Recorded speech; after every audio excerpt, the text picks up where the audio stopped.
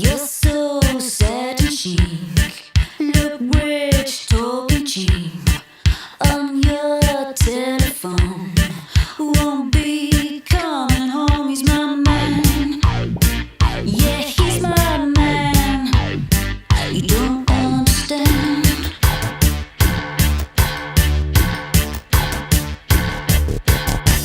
Dressed up blizzard green. Celluloid 17. Lip gloss, borders blur. You got him lining up. He's my man. Yeah, he's my man. You don't understand.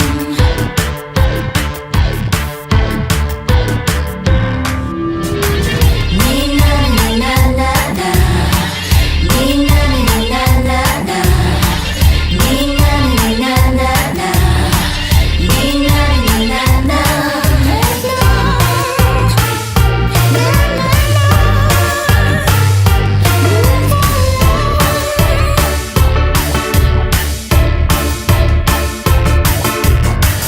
Racing through the stars, you killed me while my smile synchronized for everyone tonight. He's my man, yeah, he's my man. You don't understand.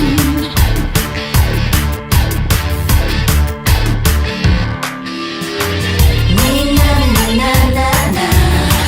Nee na na na na na. Nee na na na na na. Nee na na na na.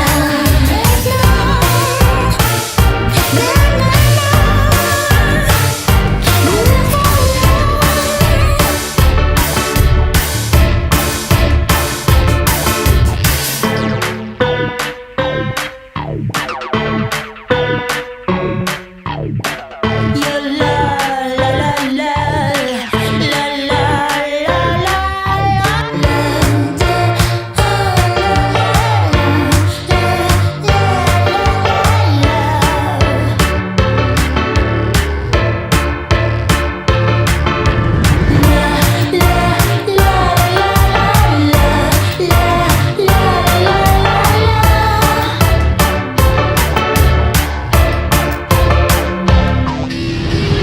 Nee na na na na na. Nee na na na na na. Nee na na na na na. Nee na na na na.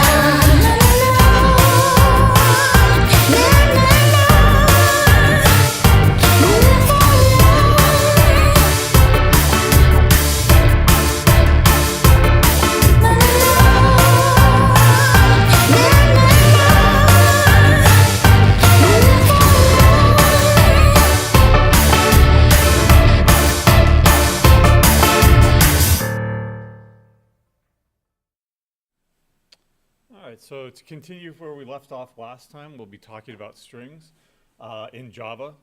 But I just wanted to bring your attention to the Gantt chart here. This is something I introduced on the first day. And again, it's just a tool for organizing your work for this course. And we're now in the second week here. This is Tuesday. And so what should you be doing right now? Designing your test cases. Now, for the first and the third exercise, that can be informal, right? Like, for the example, the weather data. You could be creating some dummy test cases where you've got, say, 10 dates along with 10 temperatures, and then you copy that over to a second file, and you change the dates, or you make intentionally cause one to be missing, or you change the temperature, etc., right? So you know what the output should be for those. For the second one, of course, that means that you need to be more formal, and you actually need to use that JUnit testing framework that we gave you. You'll be adding your own test cases to it. Those are the things that you should be doing for the next 3 days or so if you haven't done them already. Right? Otherwise, again, remember that the labs for this section are due on Thursdays, so you can advance that over to Thursday. Otherwise, with respect to string, remember we are online, so if you have any questions, go ahead and post to the YouTube live stream here. Strings in Java are going to be a lot easier than strings in C. Why? Because we have no memory management.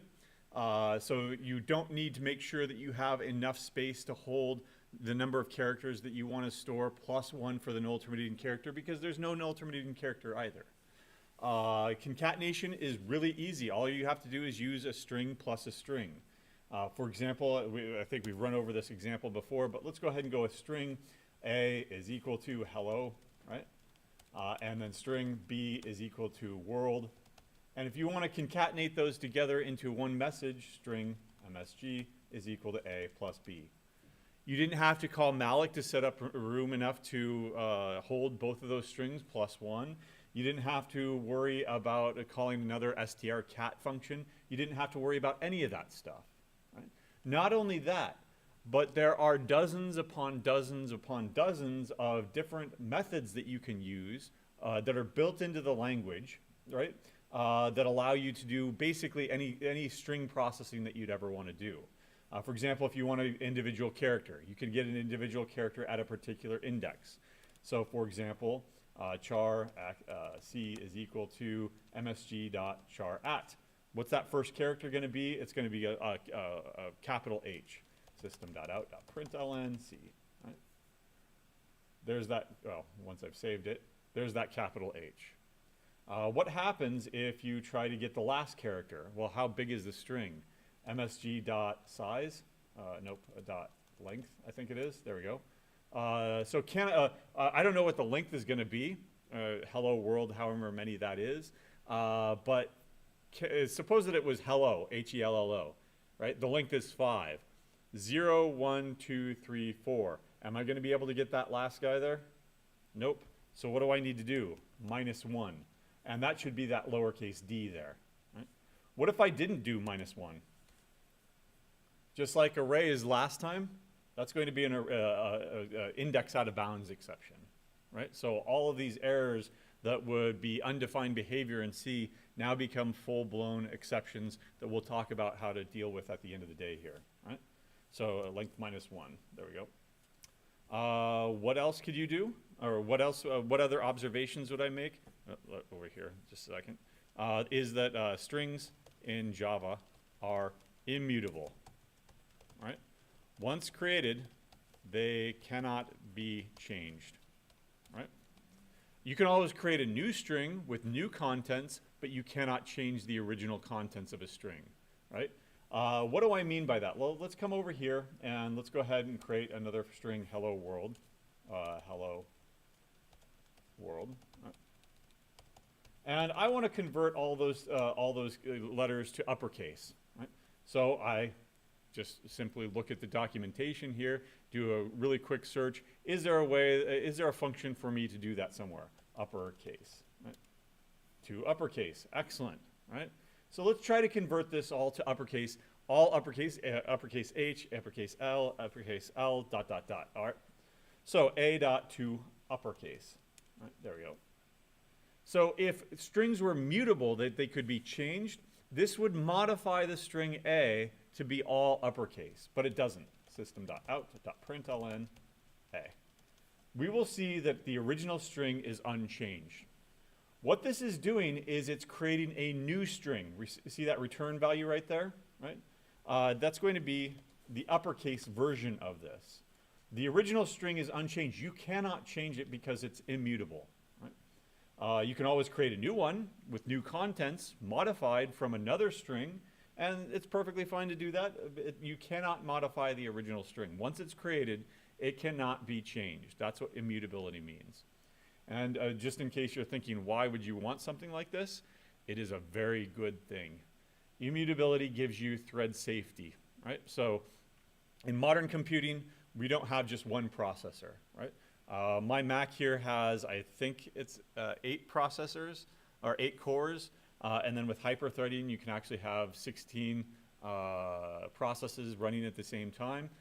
They do not manufacture, except for embedded systems, they do not manufacture chips nowadays that do not have multi-cores.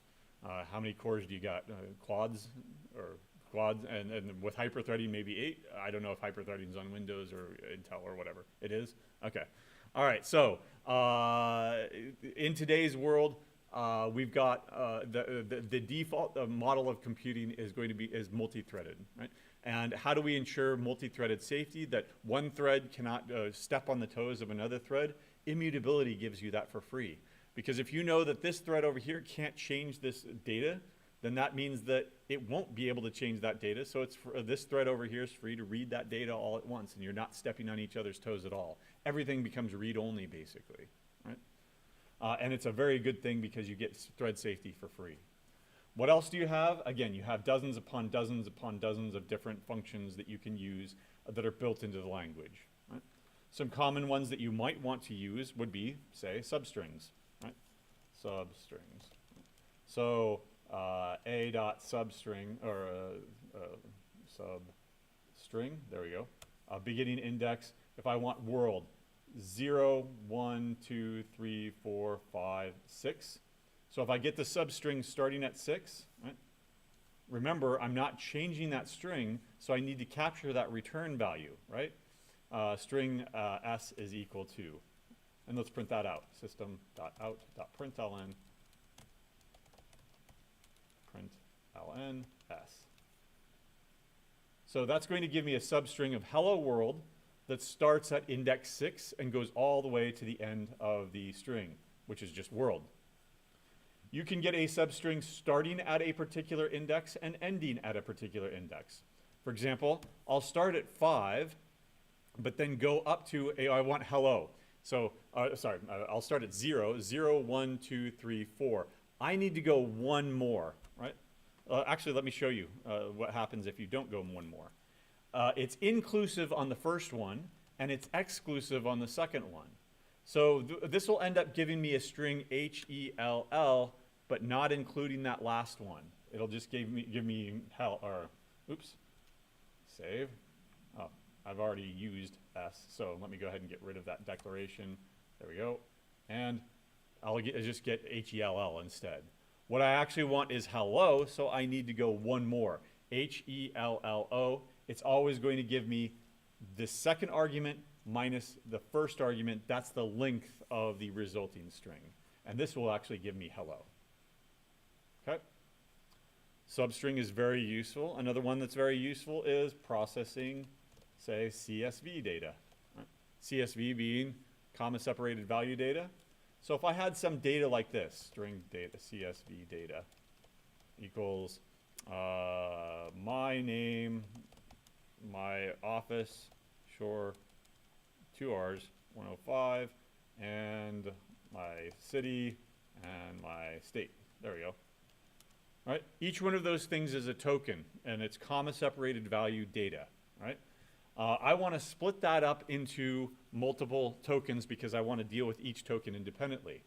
If this were C, what I would have to do is I would have to call strtoke to tokenize the string. And then I would have to make sure to make deep copies of the string and take care of all the memory management, make sure that I'm taking care of all the null terminating characters. I don't have to do that here. String tokens, it's going to be an array of strings, right? CSV data dot split. Right?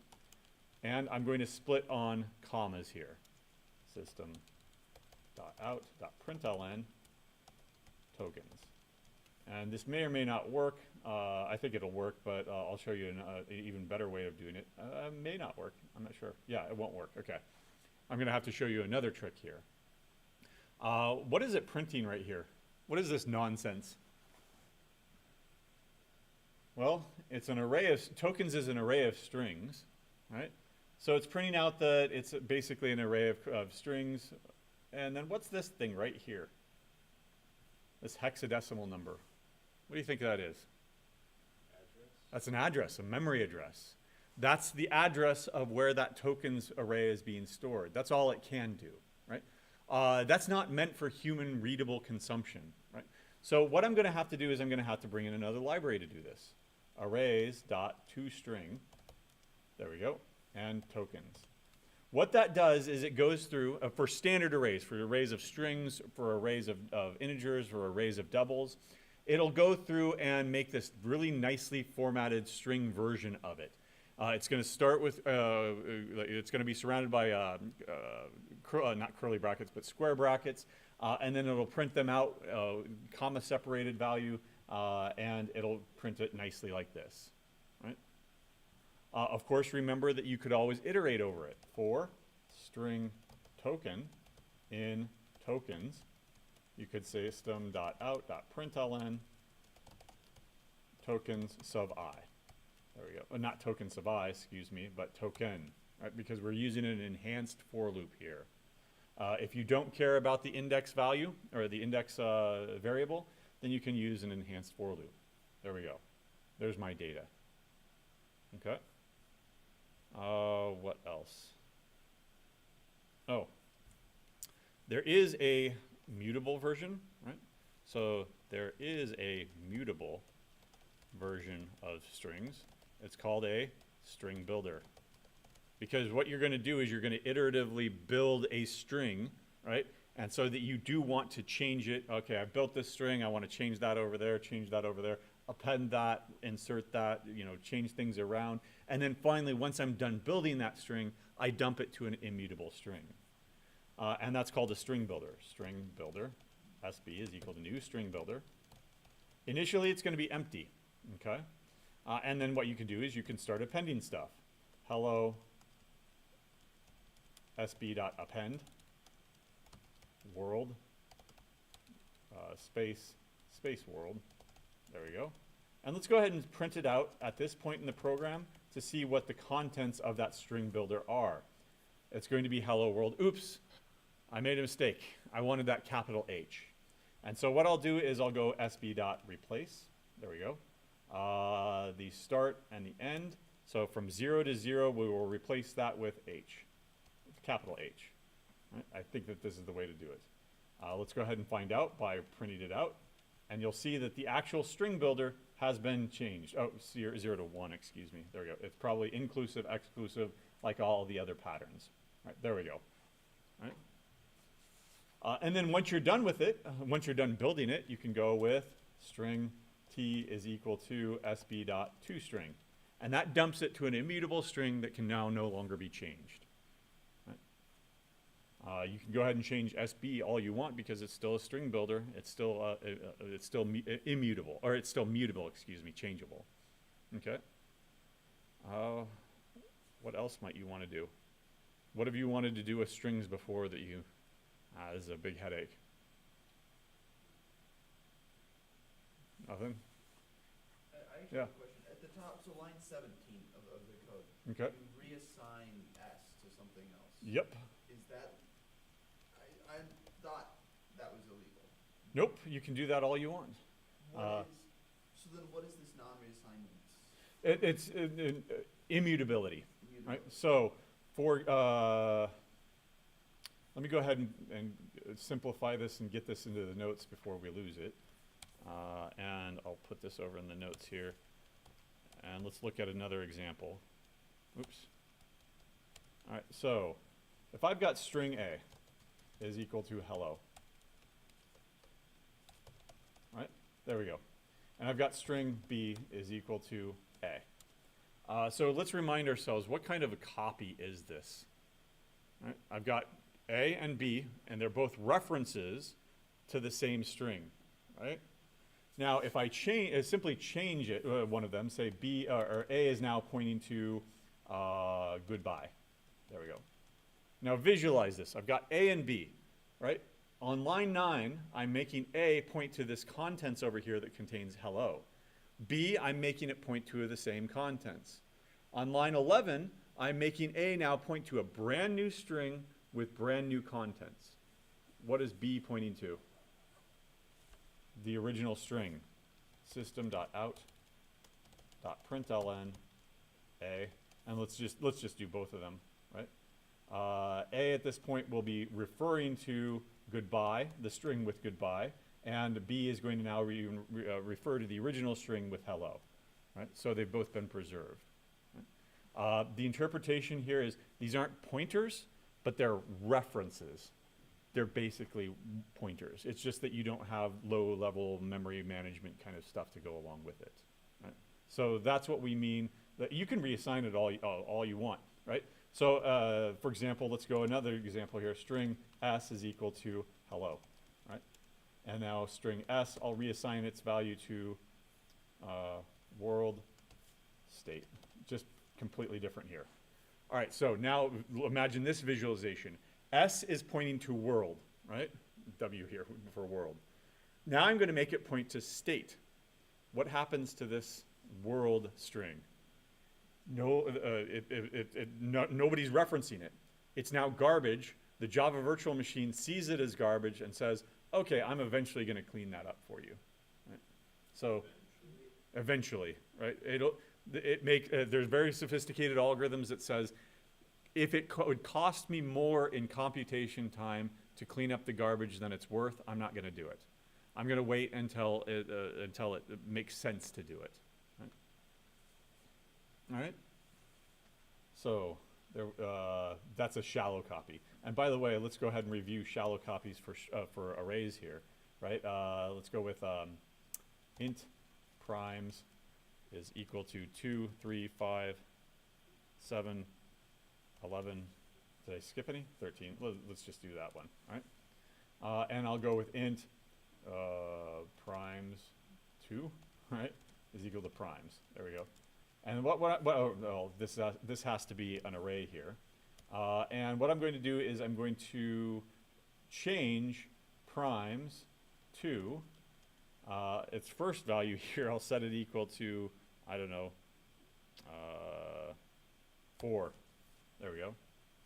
System.out.println primes 2. And the original primes. So what should this print out if it actually works? We're probably going to hit that same memory address issue as before. How did I solve that? Arrays.toString primes. And I'll do the same thing for primes 2. Now we'll actually be able to see this. Now before I run this though, you tell me, what is it going to print out? So 2, 3, 5, 7, 11, 13 for both of them? Nope. Both of them are changed to 4. Why? Because this is a shallow copy. This is a shallow copy. Right? Changes to it affect the original. Okay? So how do we do a deep copy? Where we have completely different copies of it so that changes to one are not affected by the other. Well, fortunately, if this were C, what would I have to do? I have to call malloc.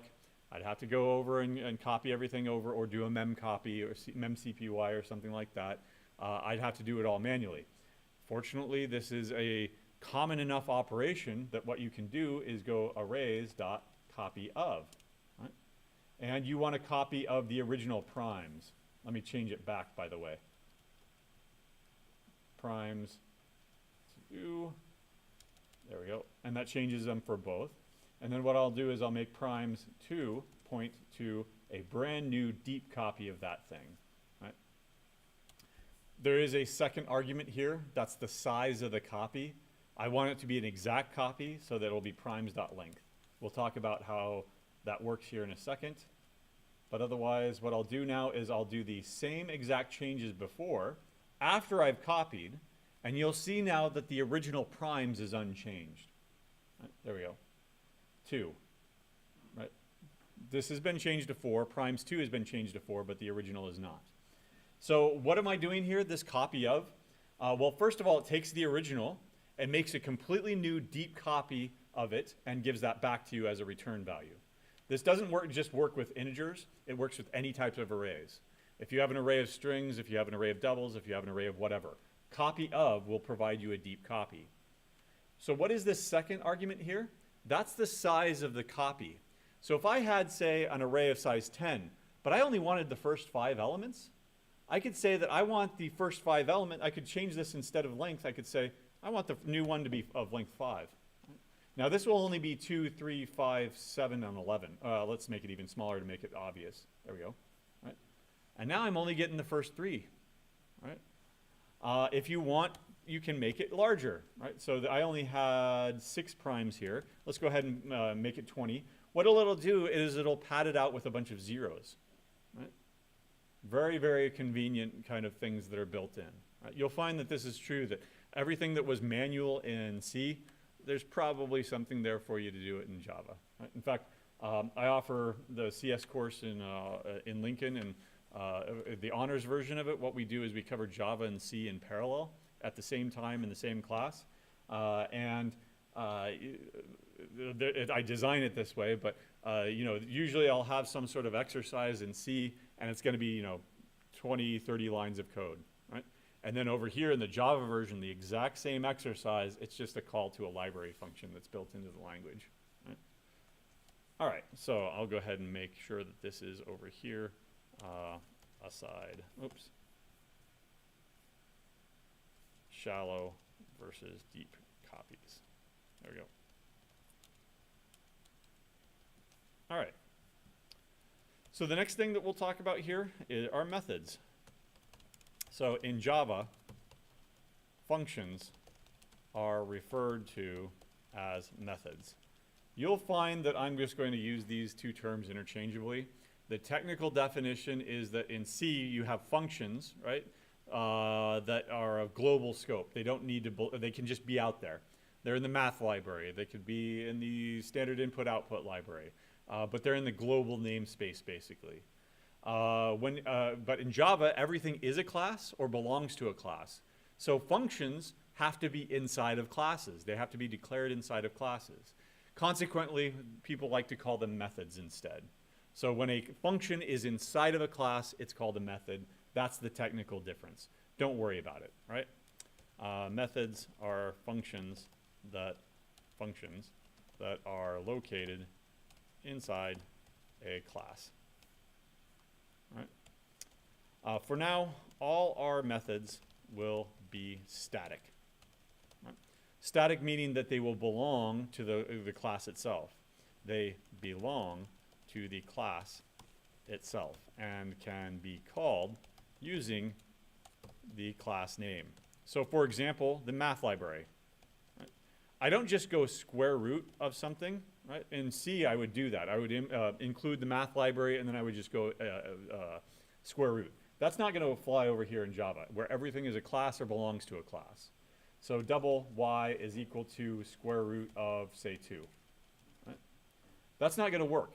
Right? I'm not going to be able to compile that, even though the math library is part of the language itself. You need to refer to the actual class where that function exists. Math.square root will work. Right? So the syntax is to refer to the class dot, right, and then the function name. And then, of course, provide any arguments that you want to provide to it. That's what it means to be static, that it belongs to the class here. And then you can start invoking it. Other things that we've seen, of course, would be the string functions or the parse functions. Other examples, for example, we've seen how to convert an integer. Int x is equal to integer dot parse int, right? And if we put 1, 2, 3 in double quotes here, we're converting from a string over to an integer. And it's the same syntax here. There's the class, there's the function name, and in Eclipse here, you can see that it is static because it is italicizing the name of the function, right? And that's how you know that, visually, that's how you know that it's a static function. In fact, you can use Eclipse here if you've got everything installed properly. You can actually jump to that class and look at those functions. I'm holding down the command button here on Mac. On Windows, I think it's probably Control, but then it becomes clickable, and you can follow it. What does the square root function look like? Okay, the default implementation delegates to strict math. Note the hardware square root functions instructions frequently can be directly used, whatever. So let's go ahead and click on that and see what it looks like. Ooh, do you see an implementation here? Nope. So what this is a native function. We're not going to cover native functions, but if you're interested, basically it's saying there should be a square root function built into the system. Guess which square root function it is? The C one, right? That's all these programs do, right? Python, PHP, Java, they delegate most of their stuff under the hood to C, right? And that's why C is still the lingua franca of all programming languages. Right? Say what? So it's all just C? Yeah. What is the Java virtual machine written in? C. What is the Python interpreter written in? C, right? Cython at least, C Python, right? Et cetera. So why reinvent the wheel? We've got a great programming language that it's difficult to use for in some senses, but once you've written something in C, why rewrite it, right? Just reuse it, right? Even if you're in a completely different programming language. Right? Yep. So, a dirty little secret here that they're not going to put in work if they don't have to, right? We're not going to write our own square root function. But anyway, we are going to write our own methods, though, right? So I don't know what kind of method we want to write here, but I know. So let's write a method. That takes an array of integers and adds 1 to each value. Right? So, for example, if we're going to have, like, say, a 2, 3, 5, 7, and 11 here, this will end up being 3, 4, 6, 8, and 12. Right? So that's going to be our exercise here. Okay. Ignore those comments. That's just me telling you what we're going to do here. So first of all, we start out by saying that it's going to be a public method because we want. This is a visibility keyword. It means that any code in Java can see this function and therefore use it. Alternatives here that we'll get into when we get into object-oriented programming would be private. Nobody can see it except for the class. And protected. Nobody can see it except for the subclasses. Don't worry about those just yet. Everything that we're going to be doing right now is going to be public and static.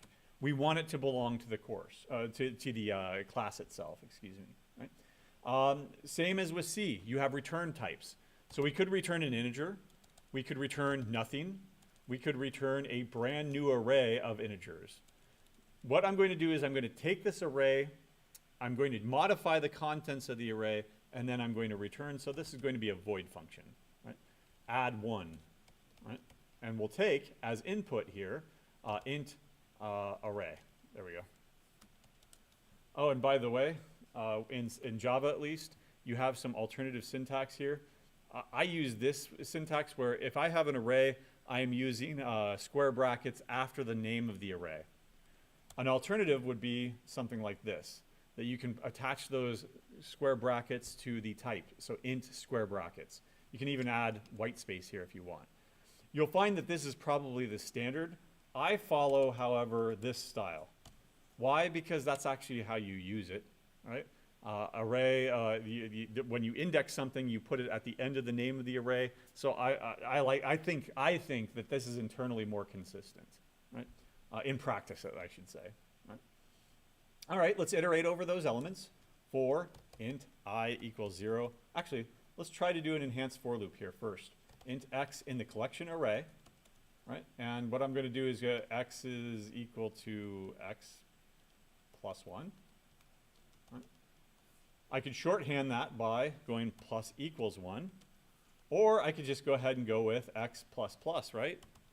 But think about this for a second. Is this going to change the array? So for each x in the array, I've got x now. X is outside the array, right? I'm not referencing the actual array, and I plus plus it, right? Is that going to change the array? Nope. To prove to you that it's not going to change the array, let's go ahead and put in an array here. Primes is equal to 2, 3, 5, 7, 11, 13. That's good enough, right? And then we'll go ahead and print it out. System dot out dot println arrays dot toString primes. Then we'll call our function. How are we going to call our function? Well, what is my class here? It's called demo. And so I would say demo dot, and then you see it pops up here now, add 1 primes. And let's see if that did the trick here. When I run this, you'll see that it's not changed. So if you're going to be making changes to the array, you're not going to be able to use an enhanced for loop here. Let's use a traditional loop. Int I equals 0, I is less than, and array.length. Remember, array.length is going to be whatever your array is, .length is going to be the number of elements in the array, I++. And what we're going to do is we're going to add array sub I++. that will work, right? Because I'm referencing the ith element in the array, and I'm incrementing it by 1. Got to spell length correct, though. Now this one will work. 3, 4, 6, 8, 12, 14. Before we put the finishing touches on this, let's note that all non-trivial functions, all non-trivial methods, and all non-trivial classes will need documentation for style points on all of your assignments. Right? To do that, you use Java doc style comments. All I'm doing is going /**. You'll see that it's blue. Hit enter, and it automatically generates those vertical stars for you. Right? And so what does this method do? This is going to adds 1 to each element in the given array. Right? So it modifies the given array. Right? What do we call that? If I give you an array so that you can make changes to it, and we're sharing stuff, is that passing by reference or is that passing by value? Do you remember? It's passing by reference, right? Like in C, if I give you a pointer to an element, we both now share that same memory location, just like a shallow copy.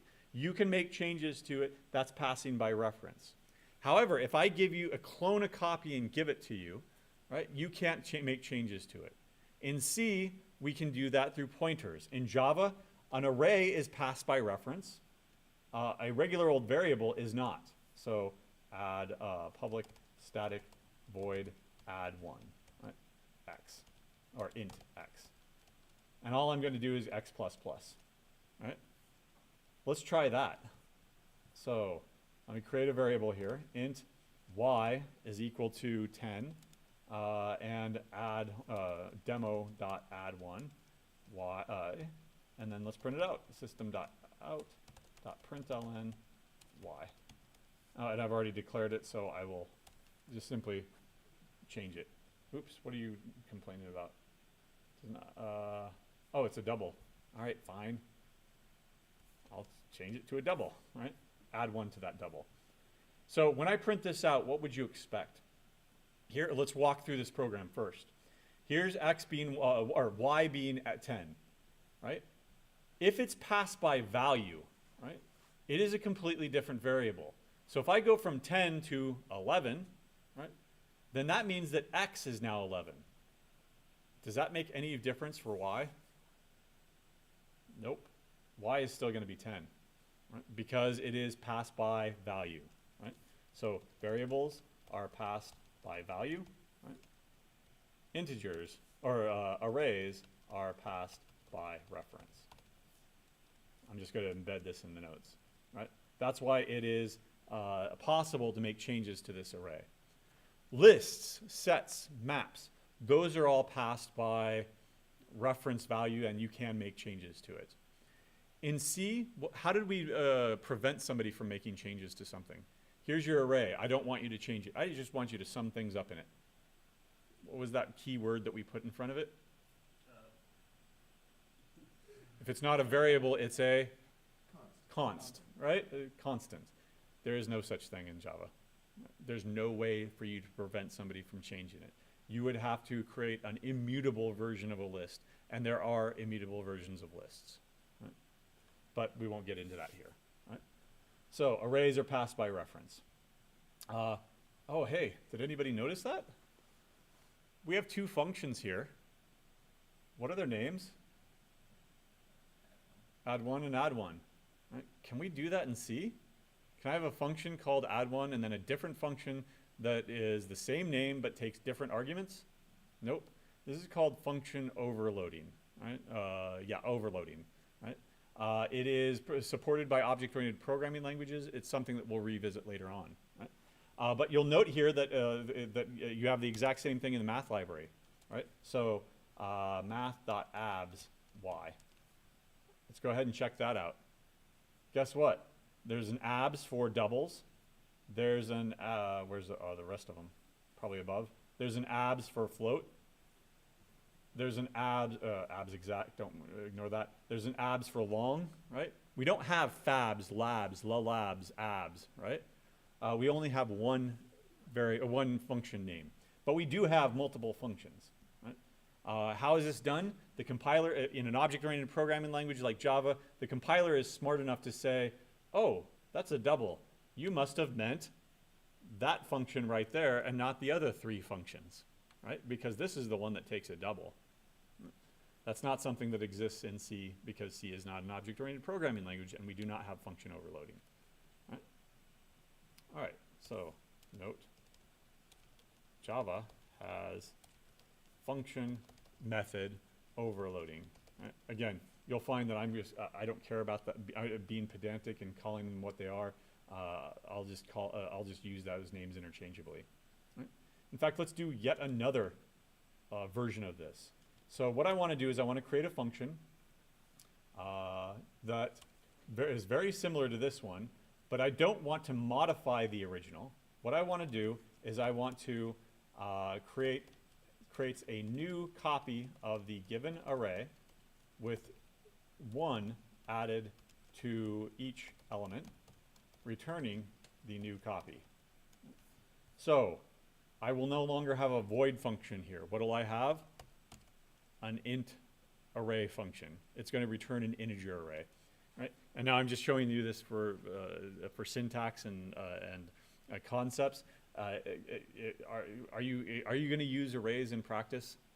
Like if you have a choice between an array and a list, which one are you going to use? A list, right?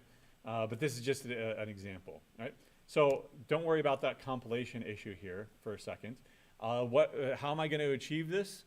Well, I need to create a new array of the original size, go through and add 1 to each to it, or I can use a combination of off-the-shelf tools. For example, arrays dot, the thing that we just looked at, copy of array.length, right? Store that off into the copy, int copy is equal to this. And now what I'm going to do is I'm going to go ahead and go through and everything in the copy I will increment by 1, except that I already wrote that function, right? Repeated code, even though it's only 3 lines, repeated code, don't do that. Right? I'm going to go ahead and call add 1 to that array, copy, right? And then return the copy. That's a good pattern to follow, right? Use a library function when possible, reuse a function that you've already written when possible, and you should go demo dot, right? And then simply return the copy. Now the issue here is that function overloading only goes so far, right? The compiler sees 2 functions with exactly the same inputs. Now we've got a conflict, right? You can't have a function called add1 that takes an integer array and another function that called add1 that takes an integer array, because when you try to call it, which one is it? The compiler is not smart enough to figure out what you meant in your own brain, right? Yes. Exactly. So you do need to rename it in this case. Add 1 copy, right? Or copy of add 1 or something like that. All right, so that is function, or methods, I should say. Again, I'm not going to be pedantic about what you call them. Right? No questions online yet. I wonder how many. At least 5 other people are watching right now, so if you have any questions, go ahead and post. Know that there is a 10-second delay on the live stream, though. Right? Okay. Next, again, I'm just going down the list of things that we cover in CS1, and you know how to do this in C. Now, how do you do it in Java? File I/O. Right. So first of all, file output. It's really simple. There are many ways. The easiest is to use a print writer. A print writer can actually print to anything. It can print to a file. It can print to the standard output. It can print to a socket. It can print to whatever, right? And the way that you use it, let me go ahead and get rid of all this and start over. There we go. Is as follows. So I want a print writer, PW is equal to new print writer. But now what are you going to write to? The thing I want to write to. Right? That means that you're going to want a file. And to do that, you use file, capital F. Right? New file. And you provide a relative path. The path is relative to the project. So if I want, say, for example, let's come over here and create a new folder because I don't want it in my source folder. I'll just call this new folder data. And that's where I want to save this output file. Okay? And so data slash foo.txt. There we go. At this point, I'm going to have to import all this stuff. File is in the java.io package. PrintWriter is probably also in the java.io package. That should look familiar, right? In C, if I wanted to do any input-output, what would I bring in? stdio, right? And so I'm going to bring in these two things from the input-output library, java.io. Right? All right, so the thing that you want to write to is that file, f. Right? Once I've got that PrintWriter, ignore that for a second here, you can do whatever you want to with it. pw.println, hello world. Hey, that looks familiar. System.out.println. What do you think system.out is? It's an output file stream. Right? Why? Because the output, standard output is a file. Everything is a file. pw.print. This is a line without an end line because we only called print instead of println. Right? pw.print c. Right? And then there, I will put in manually an end line character. Right? pw.printf. Right? %d, %s, %f, and the line. And you can format values, 123, hello, and 3.14, actually math.pi. Show you another thing, right? The math library does have pi. It also has e, etc. Right? Once you are done with it, what should you do with it? Once you've opened up a file, you wrote stuff to it, what's the third step? Close it. pw.close. You're not actually closing the file itself. You're closing the PrintWriter that's writing to the file. Right? Now, this is not going to work because we've got this nagging thing called an exception that we'll talk about here in a second. Surround it with a try-catch is what you want to do. And it should have been smart enough to put everything into that one try. Right? All right. Ignore that for now. We'll talk about exceptions here in a second. I just want to see this in action. Let's go ahead and play. Didn't do anything, did it? It just seems like it didn't do anything. Was I outputting anything to the standard output? No. Why should you expect anything from the console? There's no file. Yeah, where is it? So just like in your CS50 IDE, if there are changes, sometimes you have to refresh it. Here, right-click, refresh. Ah, there it is. It was there the whole time. It just needed to be refreshed. Open that up. There it is. Hello world. This is a line without an end line. See? All right. 1, 2, 3. Hello. 1.31. 1.3. 3.14159. There we go. 3 in this case. 6 decimals of accuracy is the default, just like printf in C. Right?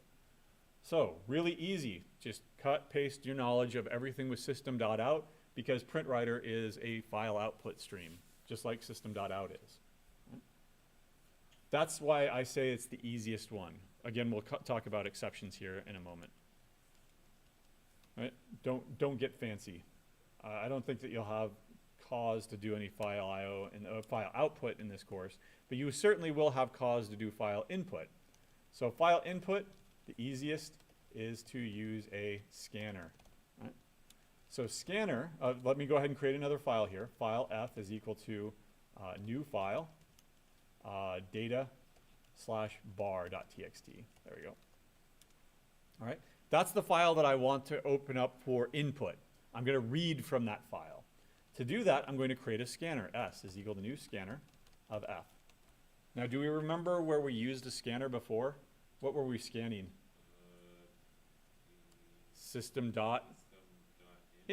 Input, right? And in this case, I'm using a scanner, but I'm not scanning the standard input, which is a file. I'm scanning an actual file, right? But everything is a file. Right? Same trick here. I need to surround this with a try-catch. We'll talk about that in a moment.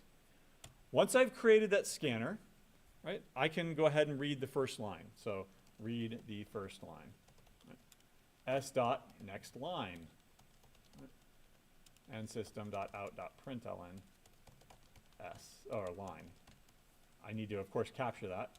String line is equal to. There we go. Read an integer from the next line, right? Or from the second line, I should say. Int x is equal to s dot next int, right? And then if you want to read a double y is equal to s dot next double, right? Et cetera, et cetera. Now, is this going to work? Do you see a bar.txt file over here? Nope. So let me go ahead and try to run this. What happened? File not found exception. That's what this exception stuff is all about. You try to open up the file, it doesn't exist, an exception occurs, you decide how to handle it down here. Right? A file, no such file or directory. So let's go ahead and create that file. New file, bar.txt. And remember that we were expecting some sort of a sentence on the first line. Hello world, how are you? We were expecting an integer on the next line, 123, and then a 3.5 value over here, right? Another double. Let's print those things out. System.out.println. I read the following. %s, %d, %f. End the line. Oh, I can't use ln f. There we go. What was the message? Line, x, and y. I'm just proving to you that this should work. Hopefully I'm not wrong. Yep, there we go. I read hello world, how are you? 1, 2, 3, and 3.5. What if there was a different token there? Let me mash my keyboard there. Right. So is that first token on the second line, is that an integer? Nope. What's going to happen now when I try to read that as an integer on line 22 there? An exception. In this case, an input mismatch exception. You expected there to be an integer. It was not. Therefore, error, decide how to deal with it. Okay? That's if you have a very well-defined idea of what is in the file. Okay? Let me go ahead and get rid of all this and show you, oh, okay, I don't want to rely on that stuff. I just want to read it line by line. Read the file line by line. And then I'll deal with the actual formatting issues in memory, and because I know that each line it's a CSV file. So each line has a certain number of tokens that I need to deal with, right? I'm just going to read this line by line, right? So how do I know that I'm at the end of the file? In C, you would use EOF, end of file, right? Or you would use whether or not, like if you're reading, what is it, forgets? If you're using forgets, it'll return null when it hits the end of the file. Right? In this case, you have a question, while S dot has next line, in this case, has next line. It has a bunch of them, like does it have another integer? Does it have another double? Does it have another string, etc., right? But this one, does it have another line? While it has another line, string line is equal to s dot next line. Right? Read that line. System.out.println line. Right? So read the line, print it. Read the line, print it. Here, of course, I would replace this line with processing whatever that line means, right?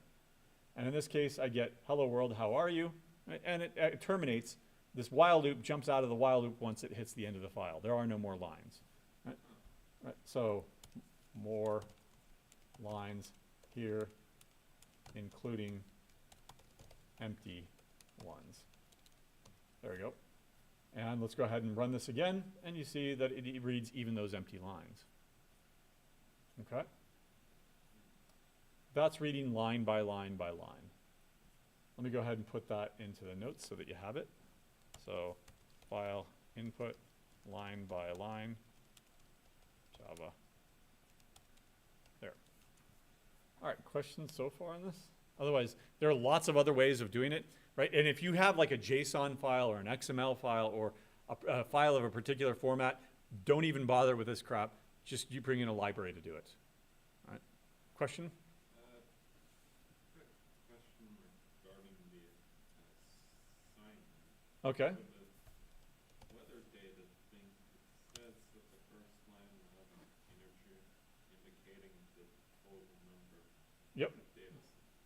But is that strictly necessary? Well, it would be necessary if we had data that looks like something like, in fact, I'm going to steal that data. There we go. There. So here's our data, right? What if I had that many blank lines afterwards, right? And you just did what I just did with a while loop, right? There we go. How many are we actually going to get? Let's do one at the C. Let me go ahead and run it. Right? So you get your data, but then you also get a bunch of stuff that's not data. So Right. it's just for, It's just so that it's just to give you make it easier for you, right? That you don't have to read in the line, say a blank line, and then validate it. Does this contain a date and a number, right? We're just telling you no, it doesn't, because all that data ended at 5. it's just curious. Yeah, that's why we did it. We're trying to make your lives easier, right? If you want to write a full validation to handle this and ignore that first line, go ahead. But I wouldn't. There. So you've read in the data. Right? You're almost there. Right? With I mean, you still have to split out the data. How would you do that? You need a Tokenization, right? But in C it would be strtoke. What was it in Java? Nope. Well, maybe that's what we called the results. But we're there. Kind of like CSV data, but it's not CSV data. It's a space separate SSV, space separated value data, right? So you would use split, but you just have a space instead. Okay. All right. File IO. Okay, so last thing that we'll do today is the error handling, right? So in C is an older language, and so it predates exceptions. It does have traps, and it does have errors, but they're system level errors, kind of. Most modern programming languages use exceptions, and Java is no exception to that. Java uses exceptions as well. Java uses exceptions for error handling. An exception is an interruption of the normal control flow, right? That you're going along, and you've got 5 lines of code. The first one's fine, the second one's fine, the third one's fine. The fourth one, however, is an interruption of that normal flow of control because some error occurred. The Java virtual machine or the code or something detected that I'm about to divide by 0 or something. And when I do, that's potentially dangerous because division by 0 is not defined. What you can do is you can surround that with a try-catch block. So for example, let's go ahead and go with int a is equal to 10, int b is equal to, let's go make these doubles. Double and double a and b equals 0, and double c is equal to a divided by b. Right? So now, is that a syntax error? Is that a compiler error? No, right? Even though I'm about to divide by 0. So let's find out what happens, first of all, if I just write it like this. Well, I'll actually want to see what the result here is. Infinity, right? Normally that's wrong though. Another example here would be what? If I try to do math.log of b, let's go c is equal to, what's going to result there? Is log of 0 defined? It's going to be what? Negative infinity, right? There we go. What about square root of 0? Square root. Not square root of 0, but something, I don't know, negative a. Negative 10 in this case. What's the result going to be there? Not a number, right? So none of these things are throwing an exception. Instead, they're just, errors that now it's got a special value here. But there are certain things that could result in an exception. For example, file not found exception. Or let me redo this, and I'll go ahead and with double x is equal to 10, double y is equal to 0, or what I'll do is null here, and double z is equal to a divided by, or x divided by y. All right, don't be smart, compiler. All right, fine. 0. Okay, good. All right. So null is basically like the C null, right? It is a null pointer. It's a null reference. It is nothing. It is not 0. In C, 0 and null you can kind of conflate those two things. In Java, you cannot. Null is not 0. But what happens if I'm about to divide by null here? Let's print this out as well and see what the result would be. Z. Okay?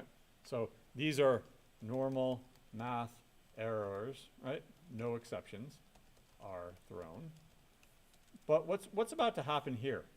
When you mix an integer, an actual number, with a null, right? Then you're going to get a, what's that? Null pointer exception.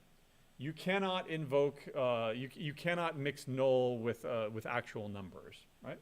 So that's what is called an exception. That what happened is, on line 24 here, something potentially bad happened, right? You're about to divide by 0, or you're about to divide by a null value.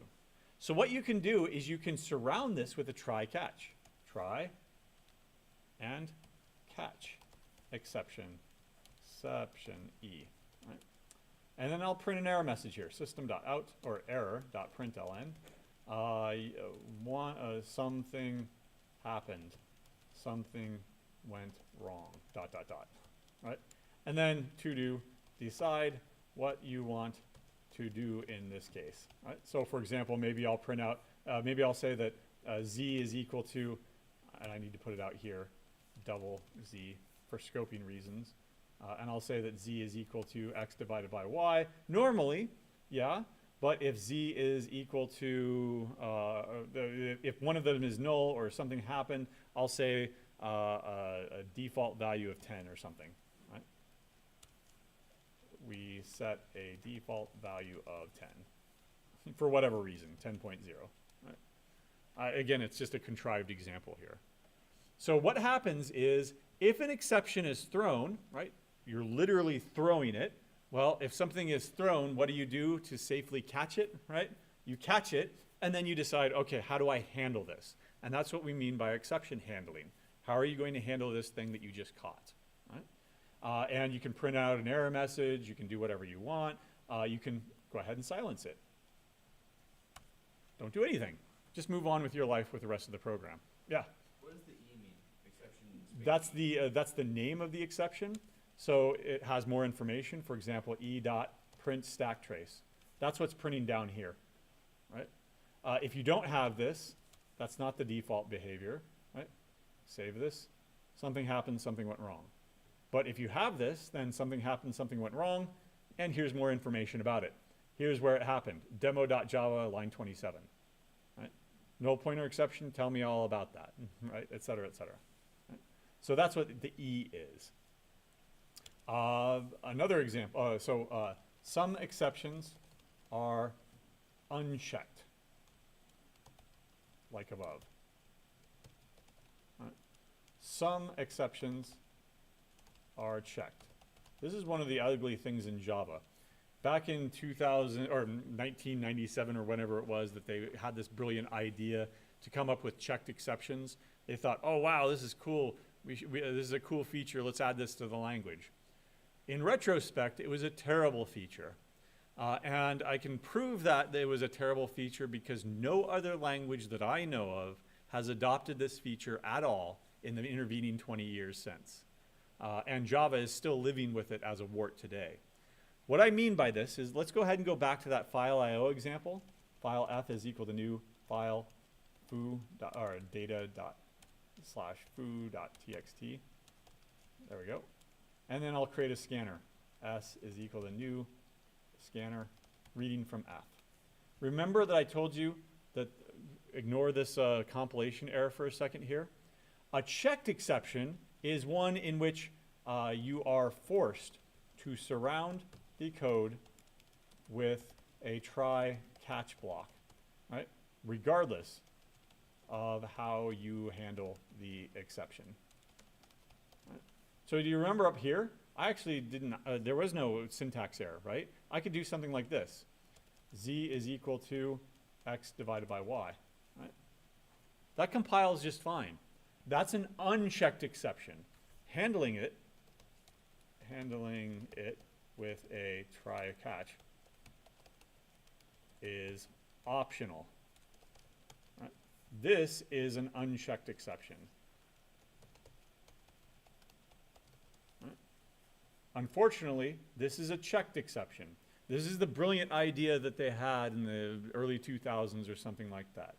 But if you read the documentation in Java, their own documentation contradicts their design principle with this. They said their documentation says that you should always use a checked exception when you can reasonably recover from the error. If there is no file foo.txt, tell me, how can you reasonably recover from that? The file doesn't exist. Can you magically make the file exist to recover from the error? No.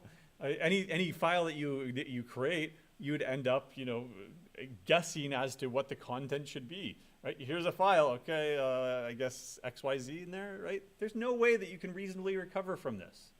But we are still living with their legacy and their mistakes 25 years later. Right? You are forced to surround this with a try catch. Right? Now the way to deal with this, anybody go fishing? I'm not a fisher. I'm not an angler. Is anybody an angler in here? Go fishing? Oh, okay. So do you eat them? Oh, you do? Okay. So, but sometimes you also catch and release, right? And that's what we're going to do, right? So the best practice to deal with checked exceptions, you catch and release. Right?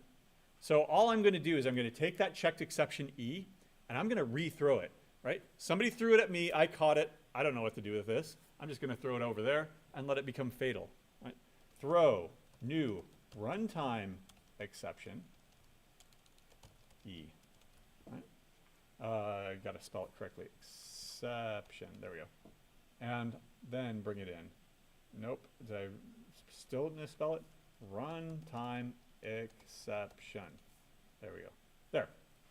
I must have missed. I didn't see my misspelling, but anyway, I'm rethrowing this as a runtime exception. A runtime exception is an unchecked exception, where now everything becomes optional. So I took your required checked exception, wrapped it around into an unchecked exception, and then rethrew it.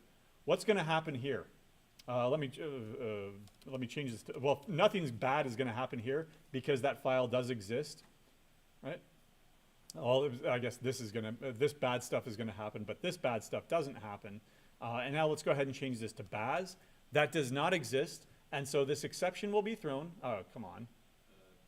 Probably disable the part that's throwing the null pointer first.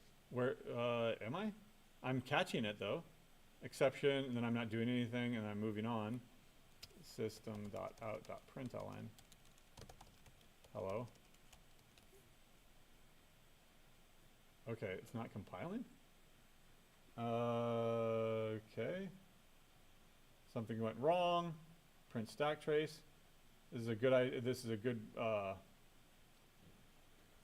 use of our debugger here. Let's go ahead and switch to the debugging perspective.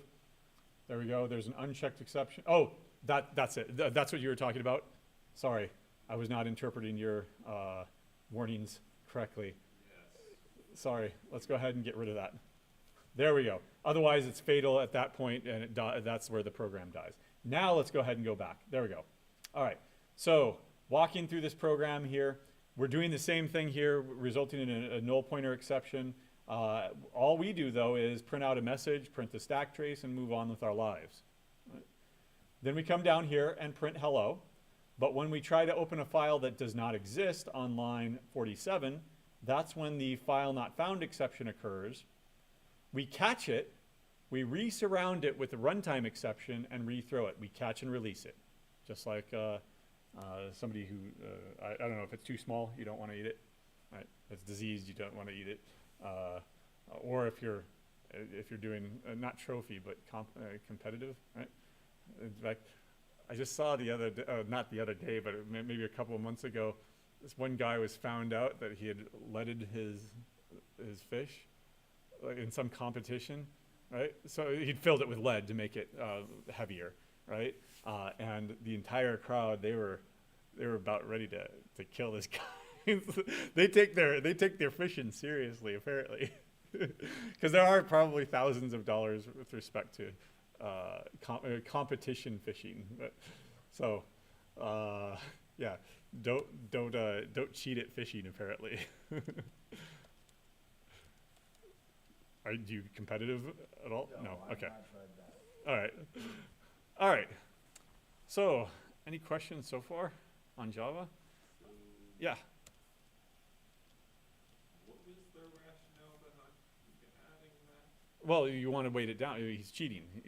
The competition is that the heaviest fish, the biggest fish that you catch, is you get more money or whatever, right? Whoever catches the biggest fish, right? Biggest as in both size but also weight. And so he stuffed lead weights down its throat, and he was found out. That'd be like the easiest cheating to find out. Somebody's going to cut it open anyway, right? I don't understand how it worked. I don't understand how he got away with it or thought he could get away with it, but whatever. I meant the check exception. Oh, sorry. So what was their thinking behind checked exceptions? They weren't thinking, again, they thought, well, error handling is a good thing. We should force everyone to do error handling, right? And in reality, error handling is a good thing some of the time. Not error handling must be done all of the time, right? They have an epidemic of interns not I think that was probably their reasoning, yeah, that we're going to force people into good habits, but not realizing that that's not always the answer, right? Flexibility is always, I mean, there's always an exception to the pun. There's always an exception to the rule, and so there should not be a rule built into your language like that. C++ did introduce checked exceptions, but they're optional. You can in fact, the default is to shut them off. And that's the only other language that I'm aware of that has checked exceptions. So the last things that we'll do on Thursday and going into next week will be classes, and because of encapsulation, right? In C, we have structures, where you can take multiple pieces of data and consolidate them to one logical unit, a structure. With Java, we have classes, and then of course searching and sorting. And that's what we'll do on Thursday. And then we'll do as many exercises as time permits. Otherwise, today and Thursday are lab days, lab help days. Whenever you get it done, great. Otherwise, lab 2 is due by midnight Thursday. And still no questions online? And we lost a viewer. Oh well. I don't know if if they're actually part of this class or they're just random folks, but whatever. All right, so I'll see you on Thursday.